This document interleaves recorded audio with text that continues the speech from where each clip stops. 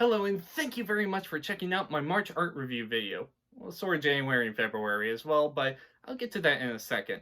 So, with this art review video, one topic I want to discuss is motivation as well as forcing yourself to do work. Sometimes when you're drawing, you might end up starting to lose motivation. Like, you might think you have a really great idea, but once you start getting onto the canvas, you just start to realize that this isn't turning out quite how you want. And you're thinking, oh, geez, I'm making a lot of mistakes here. This doesn't look how I wanted to. And then after that, you start to doubt yourself, and you might even think about scrapping the piece that you're making. Well, I kind of went through that throughout January and February. So, how this relates to my videos is that sometimes when I'm working on the videos, I kind of go through the same thing of, geez, this isn't quite turning out how I wanted to be or how I was originally envisioning it, and maybe I should try a different approach or scrap the idea. And sometimes that kind of feeling can last for a little while.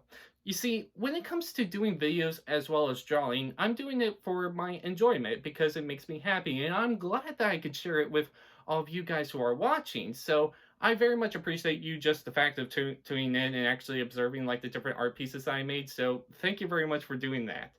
But the thing is, that isn't my primary job. I do have a regular full-time job that I work for that is my primary means of making money.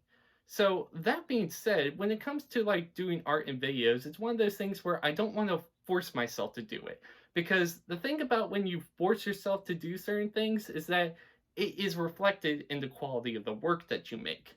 Because while some people can certainly fake it till they make it in the means of that, or if they are already doing artwork as their full-time job, usually it's not noticeable. But when somebody's doing it primarily for enjoyment and they start to lose focus or start to doubt themselves in the work that they make, it's usually reflected in the final product. So that being said, I do have some art to show from January and February that will be in this video, as well as the stuff that I did in March. In March, about a third of the way through, I ended up getting my sort of like inspiration back. Like, I started to again realize how much fun drawing is, and since then I've been on a bit of a roll. So I certainly would love to share the artwork that I did in March, as well as touching on some of the highlights in January and February that I was able to get out. So, without further ado, here's the art. So the first character that we have here is Cloak, a character owned by my friend MonsterFan32. Kind of forgot that I did this one in January. Honestly, I do like how there are the different stitches and how there are different colors for different sections of the cloak. A little bit of background on this one. This is the Gigavolt Prototype that was used in the Kirby Planet Robobot concept art. That would be actually kind of interesting to draw and give it some color. But it's a bit unfinished, I'd say, but still not bad. Another one that I feel is a little bit unfinished, as there isn't really much of a background on this one. After all, Fallout is known for its nuclear wasteland. That being said, I do think it is still a pretty decent drawing of the power armor that appears in the game. This is a drawing that I did for one of my friends of their awesome robot named Dossie. I really like the different colors and background on this one. I think this one actually turned out pretty great. It's only about time that the two robot penguins here came together. I think the sprite work on Chill Penguin here is absolutely excellent. I think he came out really good. Now we come to Riddle Woman. Now this is the one that I really felt like I was starting to come back into my groove when it came to drawing.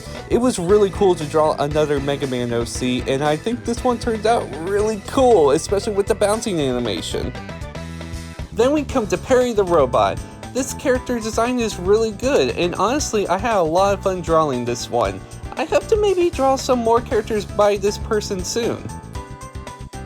During this time I got an art commission, and I was really thrilled to do this one because I really like the character design. Especially the hands, they almost remind me of like Rayman hands. And then after that we come to Printo. I ended up actually doing an animation for this one of him printing out a piece of paper, which I figured would be really in character for him because after all he is a printer. And then we come to Chameleon. I really like Chameleon, so it's kind of neat to actually draw one with almost like metal appendages, or like in this case a metal blaster. After drawing Dossie, it's only natural that I would draw her girlfriend. Honestly, I think they make for a really cute robot couple. Maybe I should draw them together eventually. And then we come to Comet. I had a lot of fun doing this drawing, especially the background, because it's like an old 80s arcade, something you usually don't see too much anymore. And then after that we have the robot Pi, who seems to be a bit of a robot trickster. I really like his design, especially with the mischievous smile he has. And then we come to Glyde and his Birdbots. Honestly, I'm really proud of this one. I think the detail on this one is definitely on point. And I had a lot of fun doing this drawing, and maybe one day I should stream the Misadventures of TronBonne because it's a wonderful game.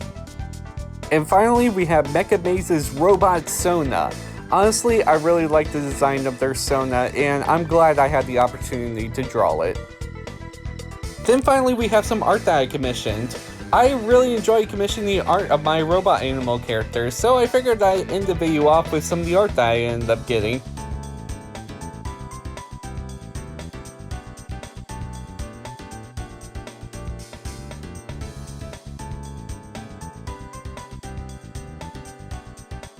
And so, that is the artwork that I did in March, as well as some pieces that I did from January and February.